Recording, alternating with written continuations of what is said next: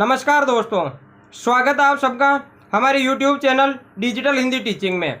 हम पढ़ रहे हैं पीपीटी के माध्यम से कक्षा 8 की हिंदी पाठ्य पुस्तक। और आज के इस वीडियो में कक्षा 8 की हिंदी पाठ्य पुस्तक का हम पाठ पढ़ने वाले हैं, पाठ 3।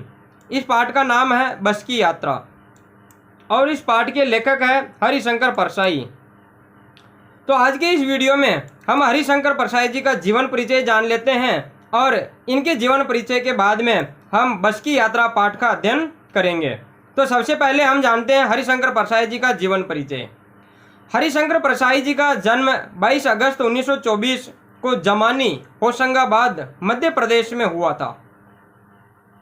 हिंदी के प्रसिद्ध लेखक एवं व्यंग्यकार थे। हरिशंकर परसाई हिंदी के प्रसिद्ध लेखक और व्यंग्य रचना करने वाले हुए।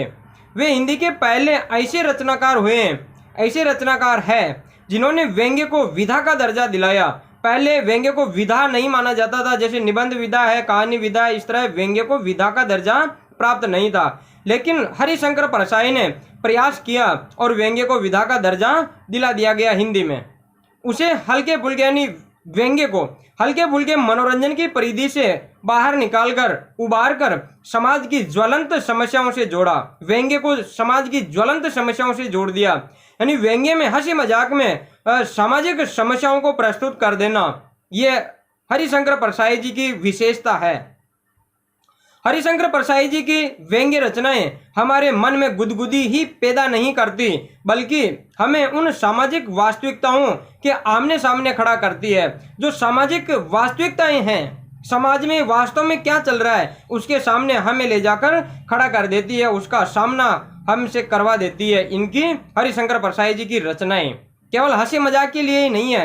हंसी मजाक में ये बहुत बड़ी बात कहे जाते हैं, सामाजिक बुराई पर कुठाराघात कर जाते हैं, सामाजिक बुराई पर कठोर वार कर जाते हैं, जिनसे किसी भी और राजनीतिक व्यवस्था में पिसते मध्यम वर्गीय मन की सच्चाइयों को उन्होंने बहुत निकटता से पकड़ा है। मध्यम वर्ग जो पिसता चला जा रहा है, मध्यम वर्ग जो निम्न की ओर, नीचे की ओर गिरता चला जा रहा है, उस मध्यम वर्ग को ऊपर की ओर उठाने के लिए इन्होंने मध्यम वर्ग के सामने कौन कौन सी समस्याएं प्रस्तुत हो रही है, वे मध्यम वर्ग के लोग किन किन समस्याओं का सामना कर रहे हैं, उन सभी समस्याओं को इन्होंने उजागर किया। सामाजिक पाखंड और रूढ़िवादी विचारों की खिल्ली उड़ाते हुए, मजाक उड़ाते हुए उन्होंने सदैव विवेक और विज्ञान सम्मत दृष्टि को सकारात्मक रूप में प्रस्तुत किया है।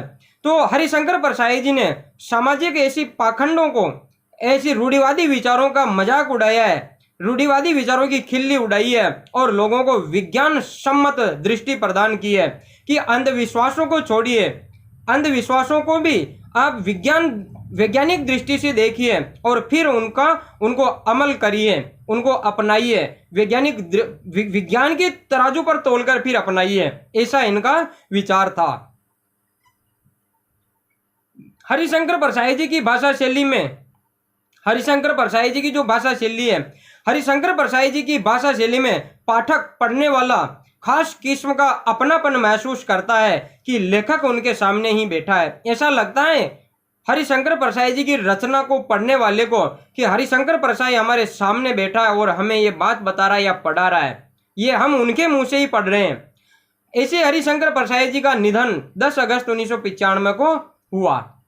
हरिशंकर परसाई जी ने अनेक विधाओं में अपनी कलम चलाई है। निबंध, कहानी, उपन्यास, संस्मरण विधाओं में आपने अपनी लेखनी चलाई है और इन विधाओं में आपने कई रचनाएं आपने की है। अब इनके द्वारा की गई रचनाएं, प्रमुख रचनाएं कौन कौन सी है, इनका रचना संसार एक बार हम देखते हैं। कहानी संग्रह है, ये संग्रह है। हंसते हैं रोते हैं, जैसे उनके दिन फिरे और भोला राम का जीव, ये हरिशंकर परसाई द्वारा रचित कहानी संग्रह है।